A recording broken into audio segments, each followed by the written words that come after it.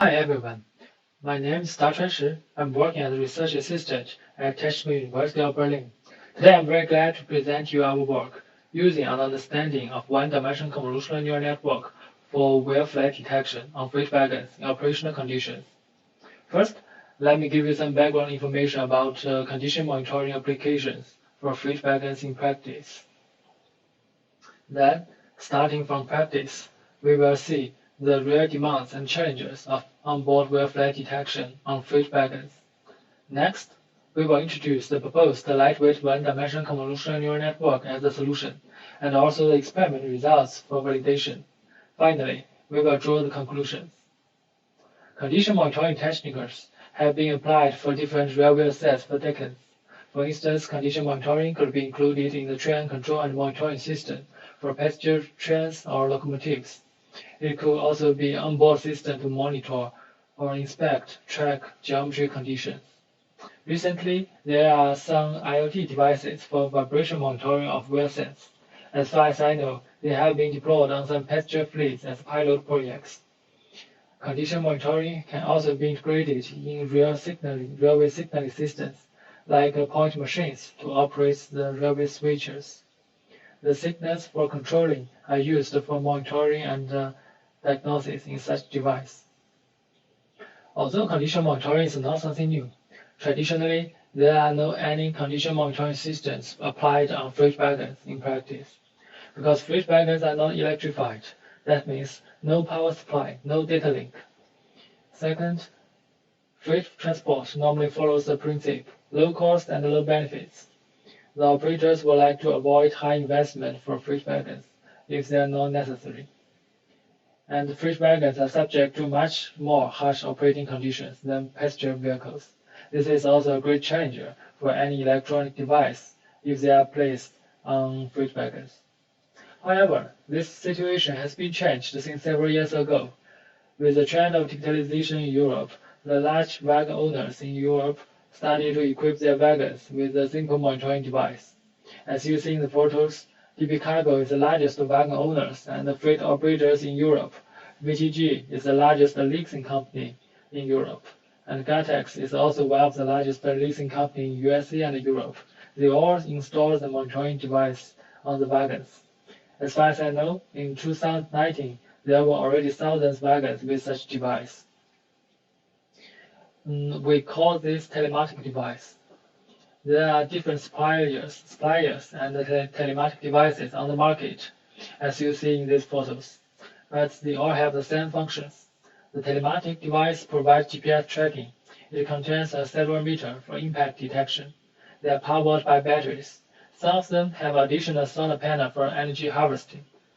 The device is placed on wagon body and transmits the data to the cloud through GPRS, which is a 2G mobile network. Yes, it's a 2G, not 4G, so the transmission speed is quite limited. This function works well in current practice. So the operators are wondering, is that possible to add more functions within the existing hardware device? One demand is wave flight detection. Wave flight is a common and critical failure on wheel-running surface. It is a flat spot, creating a large impact force. It will damage the bearings and also the tracks. This force will also induce impulsive noise. This is our motivation.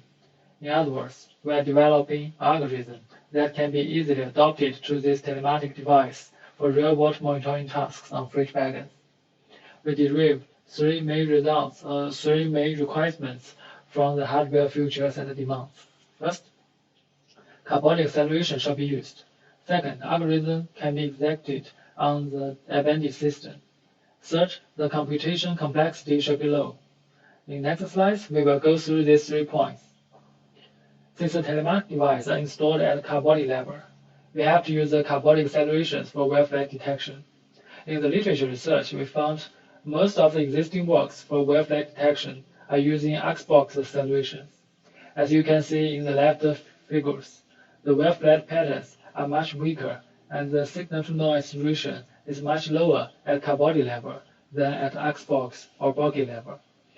However, it's still visible. That means it's still possible to detect the wave flight using carbonic accelerations. Second, the telematic device is an embedded system, which has a very limited computational power and also the power supply. For such a device, the power consumption must be about or less than hundreds of milliwatts. So using this figure, we can estimate the available computational power of a computational chip. For instance, for a K110 chip, it is at the order of 0.1 teraoperation per second. Although this computational power is much smaller than a normal GPU, we observe that there are more and more powerful AI chips available on the market, which are specifically optimized for deep learning models. So this provides opportunities for us to deploy some deep learning diagnostic models on embedded systems. Third, we try to get some figures of computational complexity of typical signal processing methods like FFT, SDFT, wavelet, etc. Such methods are commonly used in the fault diagnosis pipeline. We found that complexity of these common methods are not so little as expected. It is even comparable to a lightweight deep learning model. Based on these observations, we propose a lightweight one-dimensional convolutional neural network for wave-flat detection on the embedded systems. Next, we will introduce important insights for designing the network architecture. First, we directly feed the raw data into the network, avoiding signal processing. Because we believe if a diagnosis can be done using raw data, it's not necessary to include the signal processing for pre-processing. This will save the computational resources. Second, we do not transfer one-dimensional sensor data into two-dimensional for convolutional neural network. Although this has been done in many relevant works for machine fault diagnosis, we think it's not necessary, but it induces much higher computational complexity. Third, downsampling takes place within the neural network. The vibration data is typically sampled at high frequency, such as 5,000 Hz in our case. That means the length of input error for one-dimensional convolutional neural network is 5,000 points. Without downsampling, such a long input error requires high computational costs within the network. But if we just simply resample the data sample at a low frequency, like 500 Hz, it will lose too much information, so that it's not possible anymore to detect the wave-flat at car-body level. In our solution, we use two convolutional blocks. One block means one convolutional layer plus activation function plus fetch normalization. So we use these two convolutional blocks to extend the channels of the input data. Afterwards, we directly apply a 10 times max polling for downsampling. So this achieves a good balance between complexity and performance. Furthermore, the regular convolution is replaced by deep separable convolution. This idea takes from the so-called MobileNet for computer vision application. So this will significantly reduce the computation complexity. After downsampling, we stick to residual linear bottleneck structures for future extraction. This will improve the modeling performance. Some other tricks like squeeze and excitation and hard activation functions can more or less improve the performance. After future extraction, we use global average polling instead of a flatten to reduce the feature dimension.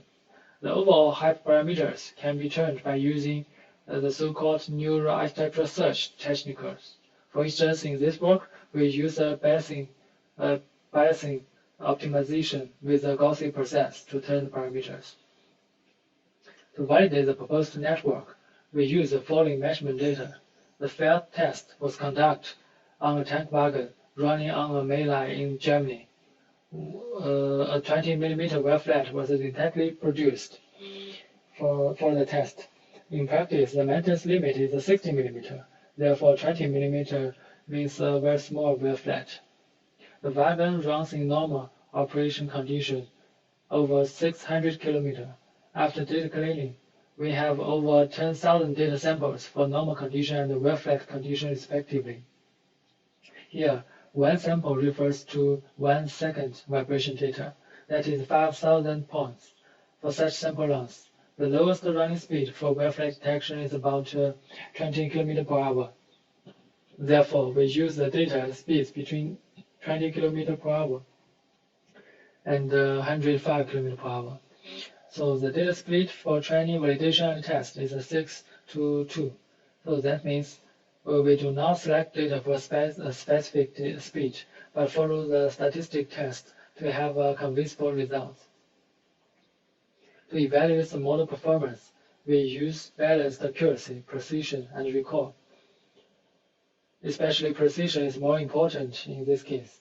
It means the percentages of false alarms.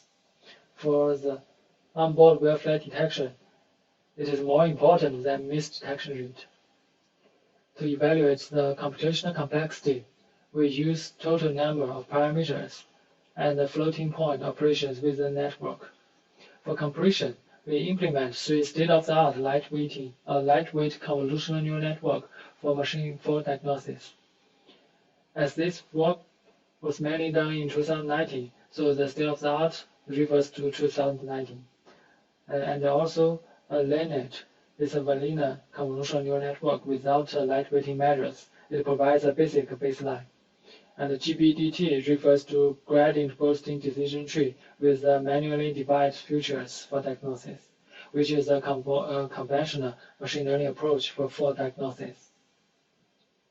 This diagram and table shows the comparison results. The proposed light wave-flat net has achieved the best balanced accuracy and precision. If we look on the computational complexity, the light wave-flat net has much fewer parameter numbers and flows. Even the DSCN has a comparable number of parameters as ours. Its flows are much higher. This is because DSCN does not have a specific downsampling operation for the long vibration input data. If you still recall the flows of FFT, you will be surprised that the flows of deep learning model is even smaller than a simple FFT operation. Of course, it doesn't mean the execution time of the light wave-flat net is faster than FFT. It is still impacted by other factors, but it can at least reduce the stereotypes of the complexity of a deep learning model. To understand how CNN works, we track the evolution of activation outputs within a neural network. When we compare the CNN activation outputs within the results of the traditional signal processing methods in the time domain, we found that they are doing very similar work, that is, depressing the noise and highlights the impulses. In other words, we can consider CNN as a combination of hundreds of adaptive convolutional filters. In fact, the convolutional operation is how the filter works in the mathematics. However, in the CNN, the global polling operation will take the average value of each last activation output and forward these average values for the dense layer as a classifier. That means the final features for classification is only the average value. We consider this process will satisfy too much information of the extracted features. Therefore, we recommend using this convolutional neural network only for future extraction.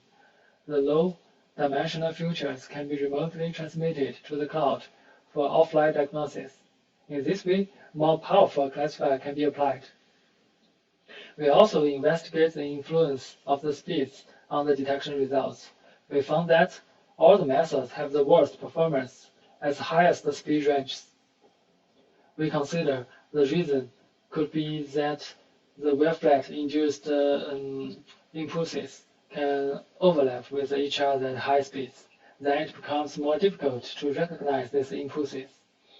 The CNN cannot extract the correct impulsive patterns anymore. Finally, we conclude that a well-designed lightweight one-dimensional convolutional neural network can take little computational source and power consumption to cover the entire chain of automatically fault diagnosis, being fed by raw acceleration data. And the wave-flat detection can be achieved by merely using carbonic accelerations. However, this relies on the vehicle speed and vacuum conditions. Therefore, it is necessary to have more data on different wagons in different operation conditions to verify the robustness of the proposed detection model. This is our current work. Thank you very much for your attention. You can find more details in my publications. You can also contact me for experience exchange. Of course, if you have any questions, you can raise your hand. Bye-bye.